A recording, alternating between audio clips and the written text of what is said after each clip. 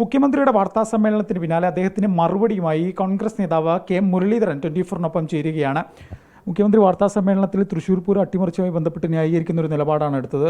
അജിത് കുമാറിൻ്റെ വിഷയത്തിലും അന്വേഷണം കഴിയട്ടെ എന്നൊരു നിലപാടെടുക്കുന്നു. വളരെ ഗുരുതര ആരോപണം ഉന്നയിച്ച ഇടതുപക്ഷത്തിൻ്റെ തന്നെ എം എൽ എ ആയ അൻവറിനെ തള്ളി പി ശശിയെ സംരക്ഷിക്കുന്നൊരു സമീപനമാണ് സ്വീകരിച്ചത്. അങ്ങനെ ശ്രദ്ധിച്ചിരുന്നു? അല്ല, ഞാൻ മുഖ്യമന്ത്രിയുടെ ഏതാണ്ട് 1.25 മണിക്കൂർ നീണ്ട പത്രസമ്മേളനത്തിൽ ഒരു കാര്യം വ്യക്തമാണ്. അജിത് കുമാറിനെയും പി ശശിയെയും അദ്ദേഹം തൊടില്ല. ഞാൻ നേരത്തെ സൂചിപ്പിച്ച കാര്യമാണ്. കാരണം അവർ രണ്ടുപേരെയും തൊട്ടാൽ പിന്നെ പിണറായിക്ക് ആ കസേരയിൽ ഇരിക്കാൻ സാധ്യമല്ല. അതുകൊണ്ട് അദ്ദേഹം പൂരം കലക്കിയ അജിത് കുമാറിനെ ന്യായീകരിക്കുന്നു.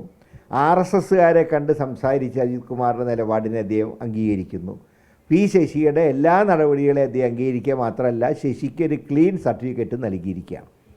മാത്രമല്ല, പത്രക്കാരെ ഭീഷണിപ്പെടുത്തുകയും വേണ്ടി വന്നാൽ നിങ്ങൾക്കെതിരെ കേസ് കൊടുക്കുമെന്ന് പറഞ്ഞ ഒരു സംസ്കാരം കേരളത്തിൽ ആദ്യമായിട്ട് കേൾക്കുകയാണ്.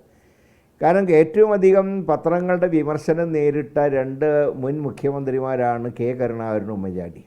ഒരുപാട് അവർക്ക് കെ കരുണാകരൻ്റെ കാലത്ത് മറ്റേ ചാരക്കേസ്, അതുപോലെ ഉമ്മൻചാണ്ടിയുടെ കാലത്തെ സോളാർ വിവാദം, ഇങ്ങനെ നിരന്തരം പത്രക്കാർ ആക്രമിച്ചിട്ട് പോലും സമചിത്തയോട് കൂടിയിട്ടാണ് കെ കരുണാകരനും ഉമ്മൻചാണ്ടി അതിനെ നേരിട്ടത്. ഒരിക്കലും അവർ പത്രക്കാരെ ഭീഷണിപ്പെടുത്തിയിട്ടില്ല. പക്ഷേ ഇന്ന് ആദ്യമായി വയനാട് ഫണ്ട് ഇവർ കാണിച്ച തോന്നിവാസം റിപ്പോർട്ട് ചെയ്തതിൻ്റെ പേരിൽ പത്രക്കാരെ ഭീഷണിപ്പെടുത്തുകയും നിങ്ങളൊക്കെ കലാപ നിർമ്മാണശാലകളാണ് എന്നുള്ള വാക്ക് വരെ പ്രയോഗിക്കുകയും ചെയ്തു.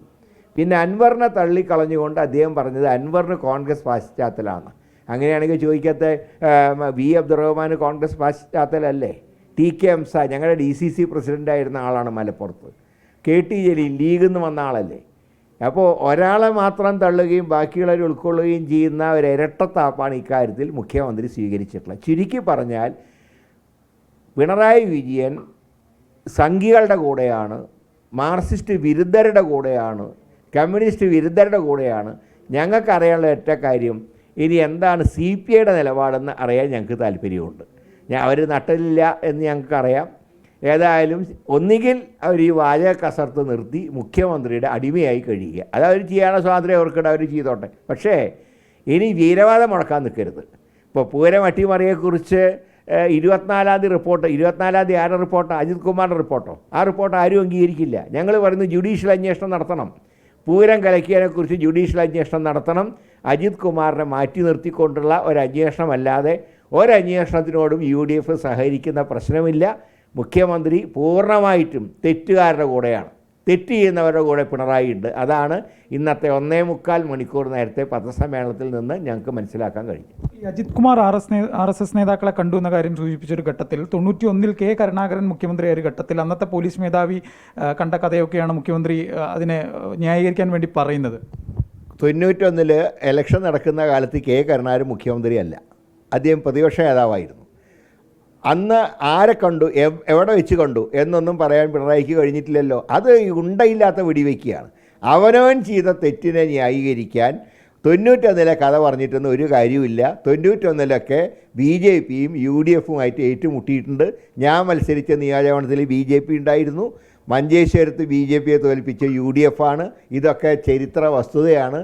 അജിത് കുമാറിൻ്റെ BJP RSS നേതാക്കളുമായിട്ടുള്ള കൂടിക്കാഴ്ചയെ ന്യായീകരിക്കുന്നത് അജിത് കുമാർ പിണറായിക്ക് വേണ്ടിയിട്ടാണ് RSS നേതാക്കളെ കണ്ടത്. അത് പുറത്തു വരുന്നുള്ള പേടി കൊണ്ടാണ് അജിത് കുമാറിനെ മുഖ്യമന്ത്രി സംരക്ഷിക്കുന്നത്. ഈ അൻവറിൻ്റെ വിശ്വാസത്തെ മുഖ്യമന്ത്രി ഭയങ്കരമായിട്ട് ചോദ്യം ചെയ്യുന്നുണ്ട്. അതായത് അദ്ദേഹത്തെ ഫോൺ വിളിച്ച് സംസാരിക്കുന്നു, അദ്ദേഹം അത് റെക്കോർഡ് ചെയ്ത് പ്രചരിപ്പിക്കുന്നു. അത്തരം അപ്പോൾ ഈ അൻവറിന് ഇനി ഈ ഇടതു മുന്നണിക്കുള്ളിൽ തുടരാനുള്ളൊരു സാഹചര്യമുണ്ട്. കാരണം അത്രയും ഗുരുതരമായ ആരോപണം ഉന്നയിച്ചിട്ടും ഒരു ഘട്ടത്തിലും പാർട്ടിയോ ഇല്ലെങ്കിൽ മുഖ്യമന്ത്രിയോ അത് ഉൾക്കൊള്ളാനുള്ളൊരു നടപടി സ്വീകരിക്കുന്നില്ല. ഇന്ന് പോലും പരസ്യമായി തള്ളുന്ന ഒരു സാഹചര്യം. അൻവറിന് ഇടതുപക്ഷത്തിനുള്ളിൽ ഇനി തുടരാൻ സാധിക്കുമോ? ഇങ്ങനൊരു സാഹചര്യത്തിൽ ഒറ്റപ്പെടുത്തുവാണ് പല ന്യായമായ കാര്യങ്ങൾ ഉന്നയിച്ചിട്ടും. അല്ല, അൻവർ ഇടതുമുന്നണിയുടെ MLA ആണ്, ഇപ്പോൾ ഭരണകക്ഷി MLA ആണ്. അതെന്താ ചെയ്യേണ്ടതെന്ന് അവർ തീരുമാനിക്കട്ടെ. കോൺഗ്രസിനെ സംബന്ധിച്ച് ഒരു ഭരണകക്ഷി MLAയുടെ ആരോപണം പോലും അന്വേഷിക്കാൻ തയ്യാറല്ലാത്ത മുഖ്യമന്ത്രിയുടെ നിലപാടിനെയാണ് ഞങ്ങൾക്ക് ഇവിടെ കാണാൻ കഴിയുന്നത്. അൻവർ ഏതെങ്കിലും ഘട്ടത്തിൽ തിരിച്ചു വരാൻ തയ്യാറായാൽ സ്വീകരിക്കുമോ? അല്ല, അതിനെക്കുറിച്ചൊന്നും ഇപ്പോൾ ചർച്ച ചെയ്യേണ്ട കാര്യമില്ല. അതിപ്പോൾ അവിടെ ചർച്ചാ വിഷയമല്ല.